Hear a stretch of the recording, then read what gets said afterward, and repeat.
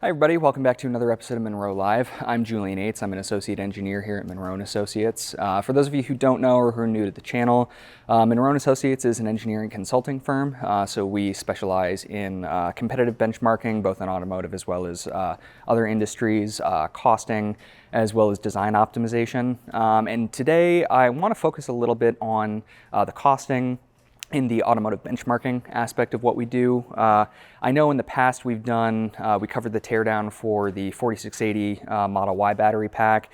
Today what I want to do is take a look at the 4680 pack relative to the 2170 2020 Model Y battery pack and look at some of the key differences both in terms of architecture, assembly, and design, as well as talk about what some of the differences are in terms of cost for both of those. So just to level set for anybody who may be unfamiliar with the terminology, when we refer to the 2170 and the 4680, those aren't model numbers or anything. It's actually referring to the form factor of the cell, which I know we've covered several times, but still something that I think it would be good to just kind of level set with at the beginning here. So we can see the Tesla Model Y. This is a 2170 cell, so that refers to a 21 millimeter diameter with a 70 millimeter length of the can. The 4680 then, obviously much larger, is going to have the 46 millimeter diameter with an 80 millimeter height for that can. So what we're going to be looking at is the battery packs that these two live in. As I mentioned, we have a 2020 model year 2170 form factor 75 kilowatt hour battery pack, which we have the structure for over here. And then we're going to be taking a look at this relative to the 2022 model year 4680 form factor Model Y battery pack that had approximately 67 kilowatt hours of capacity. This episode of Munro Live is brought to you by Jowa. Jowa is the world's leading provider of Tesla accessories. Brought to you by a team with over 15 years of experience engineering highly specialized accessories for automobiles, power charging, and lifestyle. Jowa has everything you didn't know you needed for your Tesla, like these all-weather floor liners that are the perfect fit for your vehicle. The anti-skid backing with hook and loop fasteners won't block the accelerator or brake pedal, making for a seamless addition to your vehicle. And the patented holder design of the mats allows for easy access to storage. For more storage options, check out Jowa's center console organizer, which adapts this space to easily accommodate sunglasses, Tesla key cards, charging adapters, or whatever you need to store. The silicone liner is designed to prevent items from sliding or rattling and makes this organizer easily washable. Jowa also provides an armrest organizer, ensuring a neat and tidy rear compartment. Both organizers are designed to fit and match the Jowa LED light bar, providing light when searching your storage space. Complete your Tesla organization with one of Jowa's custom car fragrances, designed to easily attach to the front vents of any Tesla, and seamlessly integrates to the minimalist interior design. Choose from multiple scents, including Forest Breeze, Morning Dew, and Refreshing Grove. All scents are created using pure natural extracts and plant-based essential oils. You can even purchase a Jowa umbrella to match your vehicle. Created for Tesla owners by Tesla owners, these products are developed by the Jowa team to enhance your Tesla driving experience. View the entire catalog of Jowa products at jowalife.com, and for a limited time, use code MUNROJOWA for 5% off your order. So the 2170s are purchased by Tesla from Panasonic and installed into the traditional 2170 Model Y battery pack. The 4680, by contrast, is actually developed in-house by Tesla and manufactured along with the rest of the components for the pack that we actually see right in front of us here. So initially, when we're looking at things from a cost perspective, as with any commodity in a vehicle, it doesn't necessarily have to be related to the battery cells or the battery pack on its own. One of the advantages to manufacturing components in-house is that if you outsource to a supplier, there's always going to be a markup associated with purchasing those components. So immediately, just pack-to-pack purchased versus manufactured, that markup immediately is going to go away.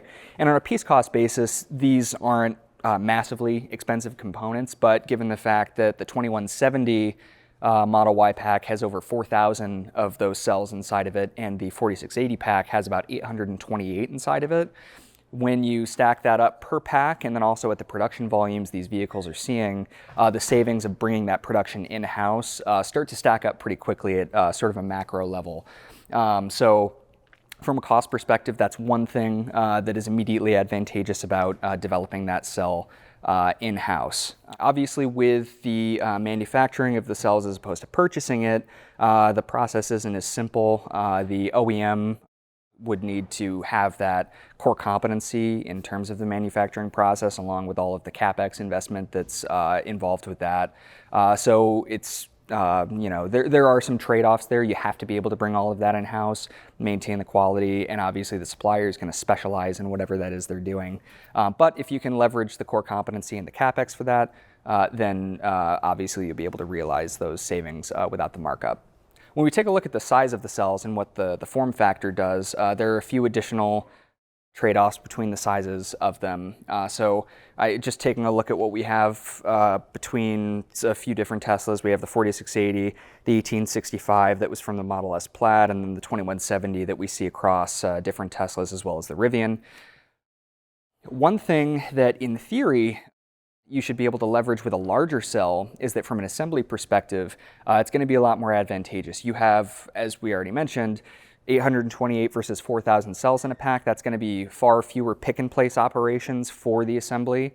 That means that there's also, in theory, you can imagine fewer or a higher gravimetric energy density at the cell and the pack level, because for 4,000 cells, each one of those 4,000 cells has to have its own can that surrounds all of the active material, such as the anode and the cathode, the electrolyte, the actual battery stuff that is providing the capacity to your vehicle. The can is necessary, but it doesn't contribute to the actual capacity and range of that EV. So by stepping up to a larger cell with a fewer quantity of them inside the pack, in theory, you could see that there is more active material per cell relative to the amount of can or housing material. However, when we take a look at the 2170 pack with its over 4,000 cells versus the 828 4680 cells inside the Model Y, we actually see that there is roughly 52 kilograms of cell can material per pack for the 2170, and there's about 56 kilograms per pack for the 4680. So what does that mean? It means that we do have more, even though the size has grown, we have fewer cells, and so in theory you would expect it to be less, but we actually, the basic reason is that the 4680 can is significantly thicker than what we see in an 1865 or a 2170.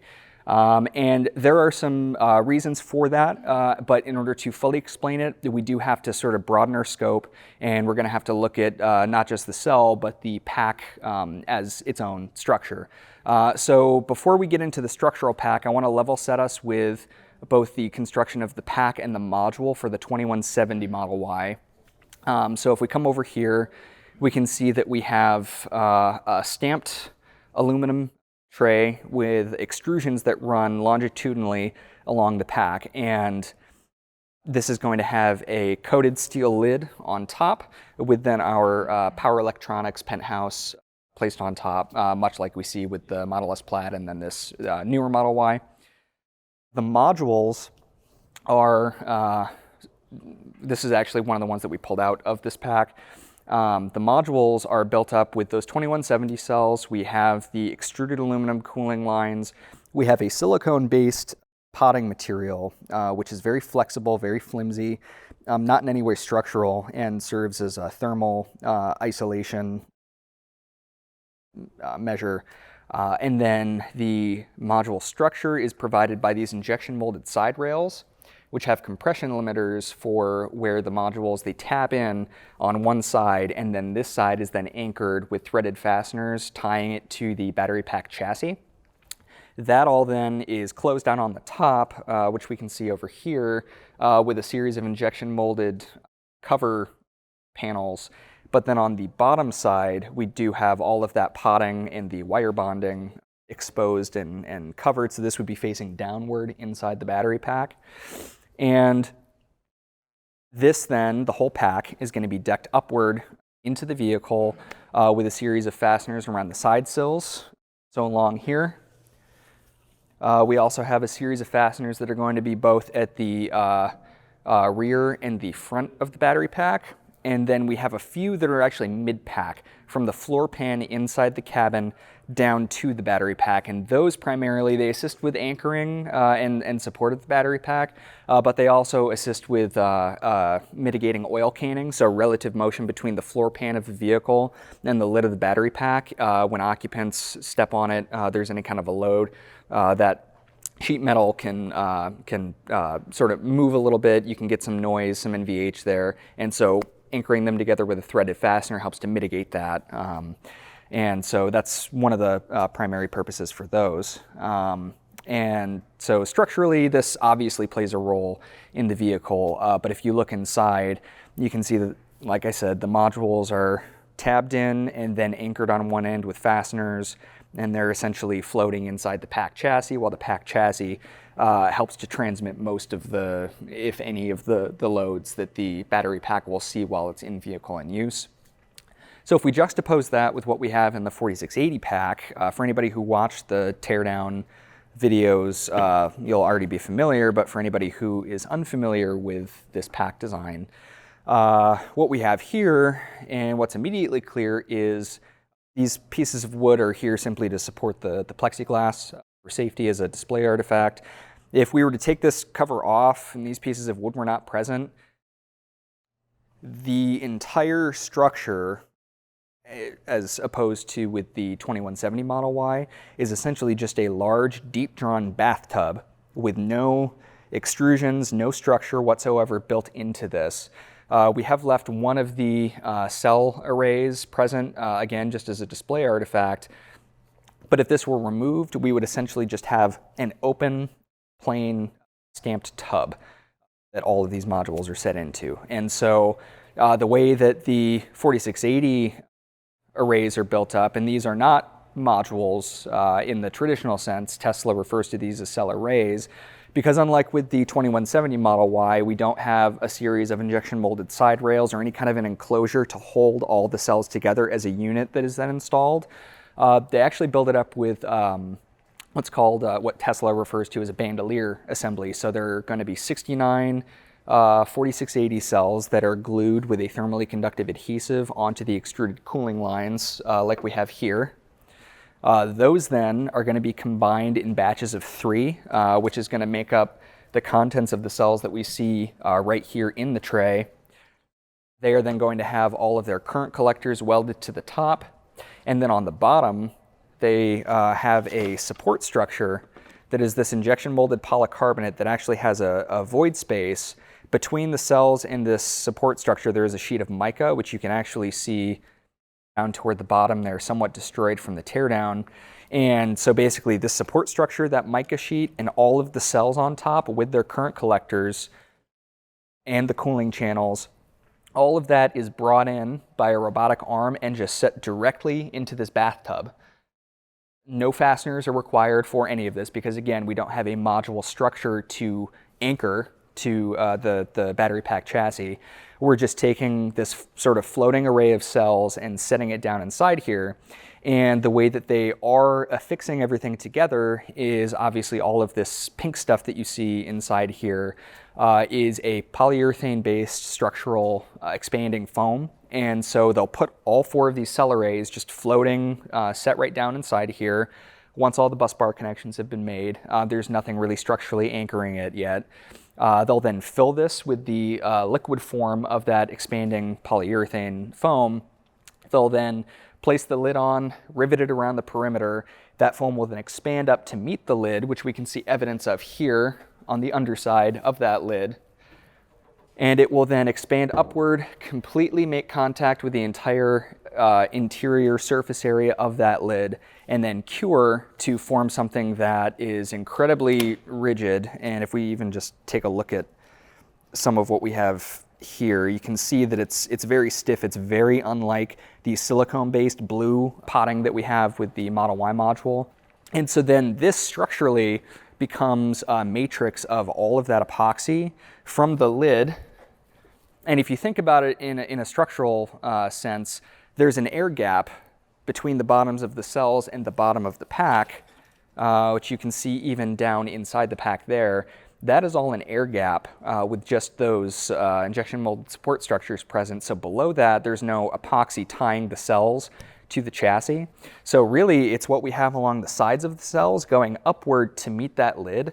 So structurally, we are essentially looking at the cells being contained inside of this epoxy matrix, being suspended from the underside of the lid, and then tying in at the front and the rear of the vehicle where we don't have any sort of space blockers. The foam is simply allowed to fill directly up to the walls of the tub at the front and the rear. And so that's going to form our structure. And you may be wondering what's out toward the sides in this vacant area here. And for that, we actually have on both sides a hydrometer polyurethane foam molding that runs the entire length. And this actually forms a gap between the outermost row of cells from that outermost cell array and where we have sort of the pinch between the tray and the lid on the outside. And this is essentially forming free crush space for side impact. You can imagine that with this foam being as rigid as it is and as structural as it is, if you have any kind of a side impact event, you'd be filling a lot of void space with a material that's likely going to be more costly than just a standard piece of polyurethane foam. But in addition to that, you do want something that's got some compliance to it so that in the event of a side impact, that load can get transmitted and you can deform the material without transmitting too much compression onto the cells themselves. And so that's going to help us circle back to that discussion about why is the 4680 can so thick. It is because now that we no longer have an injection molded structure for that module that's going to carry some of those loads and is actually going to be what anchors the module and the cells to the pack, with the pack also theoretically seeing less loading from the vehicle. Now that we have structurally tied this pack in and have now involved down to the cell level because of that epoxy matrix that surrounds them, we are now tying the cells into the very structure of the vehicle. We do need to upgauge the thickness a little bit in order to make sure that there's no damage to them while they're seeing normal loading during operation. We have heard from anonymous sources that the 4680 can itself has actually seen fairly significant mass reduction in the newer iteration that we're in theory going to be seeing in Cybertruck. And so likely what we're seeing with this particular 4680 cell is an artifact of a more aggressive factor of safety that was done for the initial design. And typically, and we see this with many OEMs, is we'll take a more conservative design that might be a little more cost intensive than what's actually optimal, just for a first pass so the vehicle can make it out, can be on the road. And then with time, provided that there are no major quality issues, they can engage in what's called a TCR, or a technical cost reduction exercise, where you would target things like the cell can thickness, and then you can dial that gauge back and see some cost savings from your vehicle there, so that it still performs the function that it needs to within the safety parameters that have been defined, but they are able to find ways that they can tune back how aggressive they were with their factors of safety to accomplish that. So that's largely what we're seeing here. And so that kind of wraps up a lot of the differences between the inside of the pack. And so now if we back out even further to the pack assembly and then how that integrates to the vehicle as a whole, there are some other interesting things to discuss there as well. So we'll transition back to the 2170 pack very briefly. And as I mentioned, we have, in order to deck this, side sill fasteners, fasteners at the front and rear, and then also fasteners from the cabin side through the floor pan into the pack to help with that oil canning between the pack lid and the floor pan. The 4680 pack doesn't really do anything a whole lot different in terms of how it attaches to the vehicle. The main difference is just going to be there's no mid-pack fasteners going from the floor pan to the lid, because in the 4680, there is no floor pan in the vehicle. The battery pack lid is the floor for the vehicle. So there are some different considerations actually cabin side, but in terms of just decking the battery pack, it's largely done in a conventional fashion. And in terms of the lid, this is actually a Model 3 lid, but they share some similarities between the 3 and the Y very closely.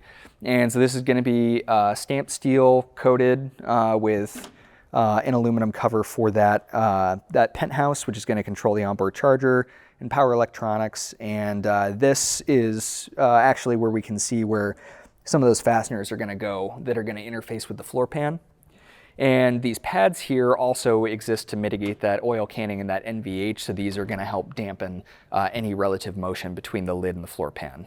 So that's what those are there for. So if we go back to taking a look at the 4680 pack, the lid is not in terrific shape. It got pretty mangled as we pulled it off. But what we have here is actually, we're still looking at a steel lid. However, this is a laser welded blank. So a laser welded blank essentially is a section of steel coil that's going to have different, you can tailor the thickness in specific areas. So this is used in some instances on body structure. If you need thicker or stronger material in one area of, say, a B-pillar, and then you can dial that back as you get lower toward the rocker sill.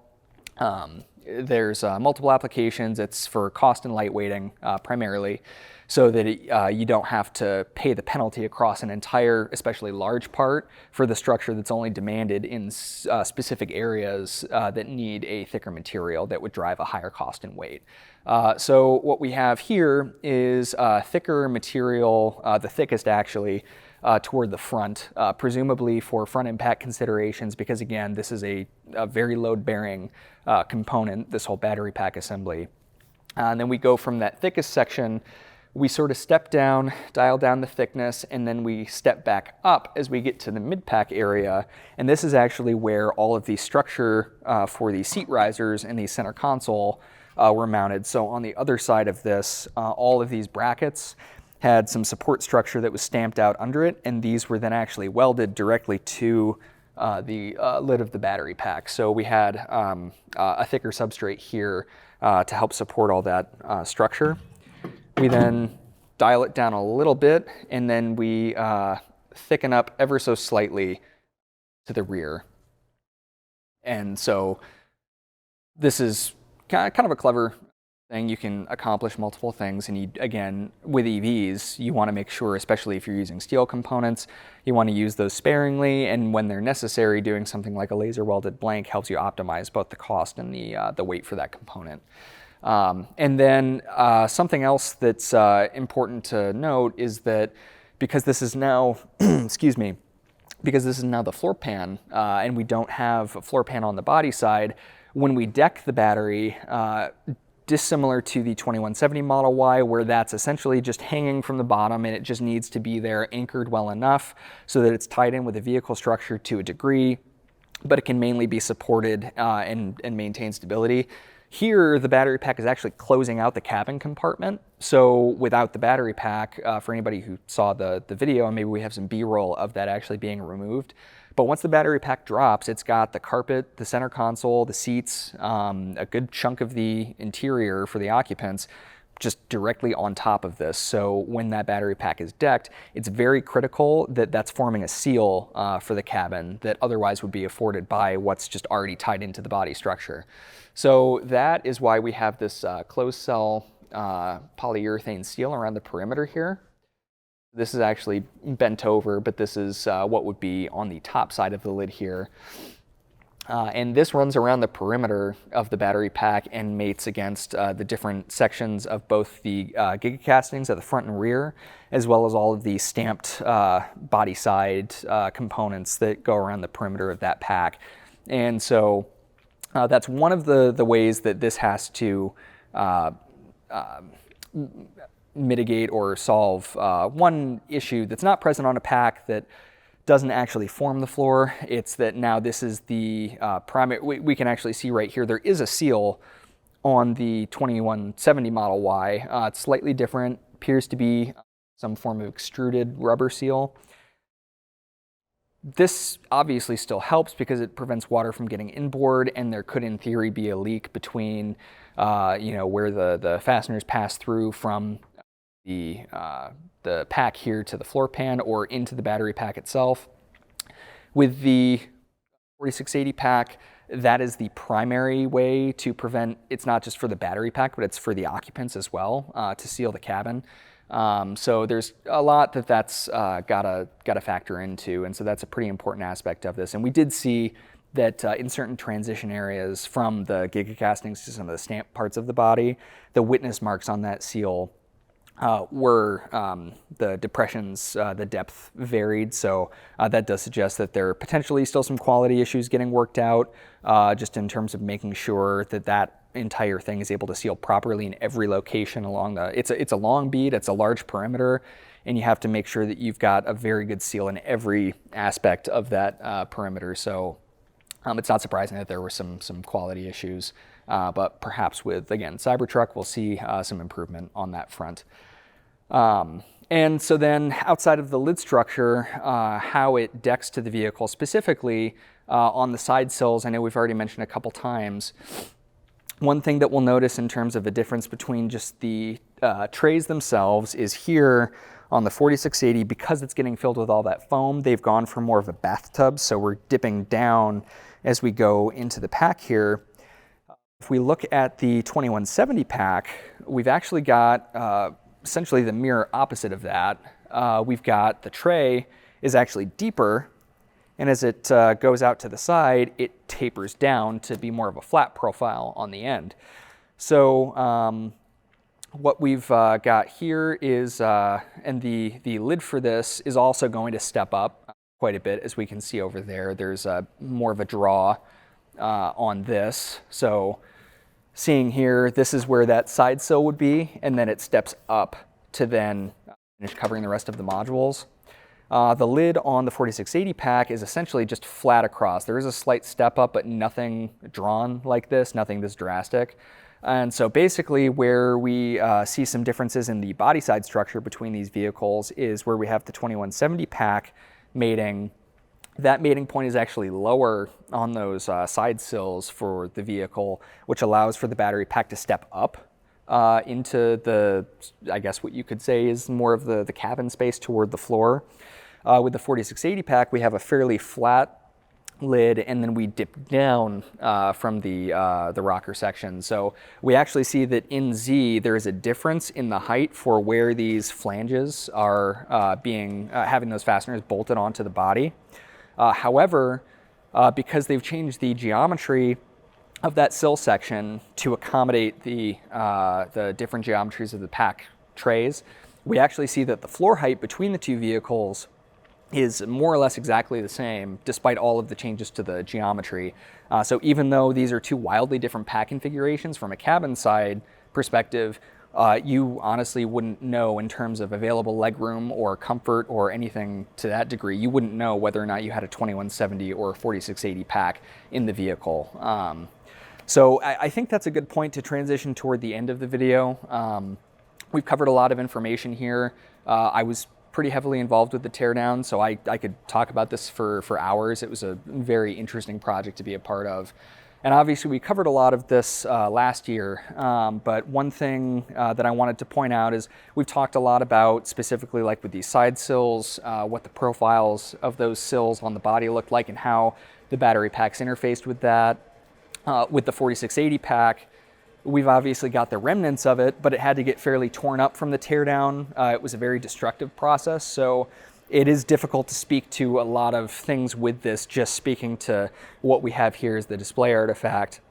So if you or your organization are interested in any of the information that we've covered today in a more quantitative respect, we do have a comparison report that we created specifically looking at the 4680 Model Y pack and the 2170 Model Y pack, and we quantify both in terms of mass and cost what the difference is between major subsystems such as the module design, the current collectors, the intra-pack thermal management. We have all of that outlined.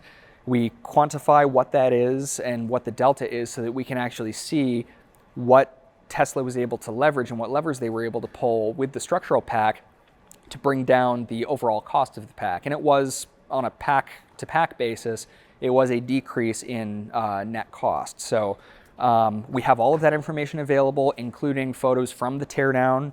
We've also fully modeled this battery pack in CAD, and so we have exploded views, different section views, like I said, for that sill, how the battery packs interface with the body. All of that is included in the report. We also have a full vehicle report, so we look at things like the body side with the gigacastings versus all of these stamped components from the body. So we have a few different reports, and actually that's have them printed out here. So between the two of them, and this isn't even fully comprehensive because it doesn't have any of the appendices or the photos in them, both of these reports are available. So again, if you or your organization are interested in any of this information that we have, please feel free to reach out to sales@leandesign.com, and we'd be more than happy to get you set up with any of the data that you might need. So for today, I think that's about all. Thanks for tuning in, and we'll see you next time.